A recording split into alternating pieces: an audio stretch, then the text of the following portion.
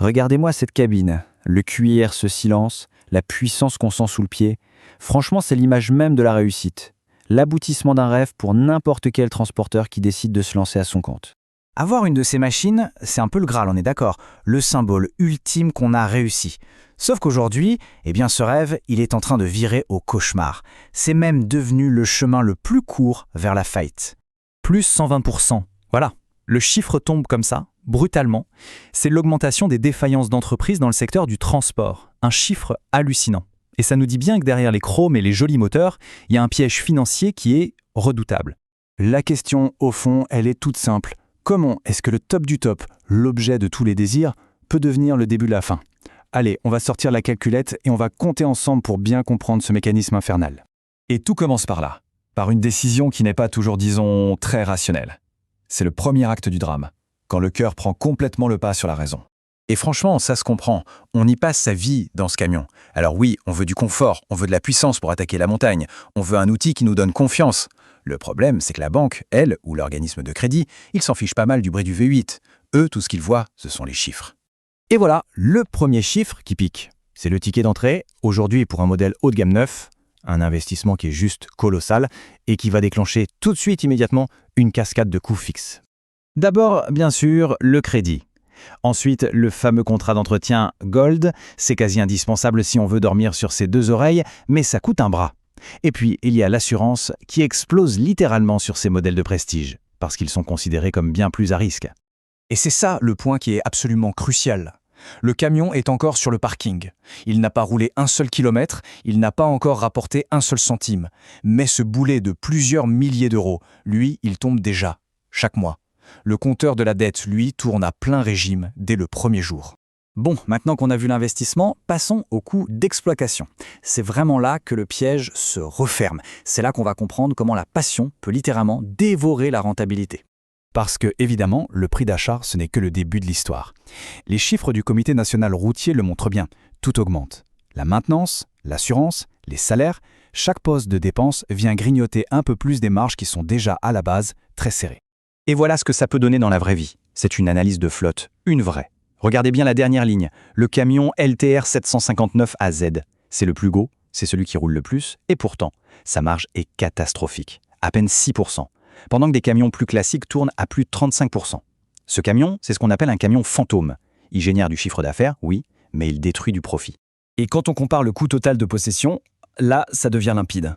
Alors, petite précision, les montants ici sont en francs CFA, c'est pour les besoins du cas d'étude, mais ce qui compte, c'est l'écart. Le camion fantôme coûte 144% plus cher à exploiter chaque année. Non seulement il coûte plus cher, mais en plus il génère 35% de chiffre d'affaires en moins. Et la marge nette à la fin, le vrai profit, elle s'effondre de 85% à 43%. Pour le dire simplement, pour chaque euro qui rentre, ce camion coûte presque 4 fois plus cher en frais que l'autre. Le verdict est vraiment sans appel. Et parlons concrètement de la consommation. Avec un gasoil qui frôle les 2 € le litre, les 2 ou 3 petits litres de plus au 100 qu'on se permet pour le plaisir du moteur, sur 100 000 km par an, ça représente 5 000 €. 5 000 € de bénéfices nets qui partent littéralement en fumée. Vous savez, il y a un moment critique dans la vie d'un transporteur indépendant, une date anniversaire où beaucoup jettent l'éponge. Ce moment, c'est ce qu'on appelle le mur des 5 ans. On va voir comment il se construit, petit à petit. Le scénario, il est souvent identique, surtout quand on part sur une location longue durée.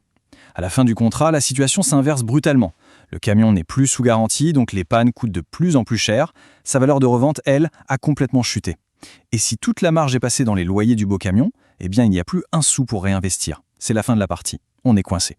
Et ça illustre parfaitement le cœur du problème de gestion. Il y a 2 écoles. Ceux qui attendent que ça casse, et ça, c'est le chaos budgétaire. C'est jusqu'à 5 fois plus cher. Ça immobilise le camion pendant des jours et ça peut ruiner une réputation. Et puis, il y a la gestion préventive. Elle permet de lisser les coûts et de protéger son outil de travail. C'est la seule qui soit viable. Au final, le constat est purement mathématique. Il est inévitable. Quand on privilégie l'image et la passion sur la rentabilité pure, la passion finit toujours par dévorer le profit. Le beau rêve se transforme en un fardeau financier impossible à porter. Bon, mais alors, comment on fait pour éviter ce piège ? Passons du problème aux solutions. Tout est une question d'état d'esprit, de changer sa façon de voir les choses.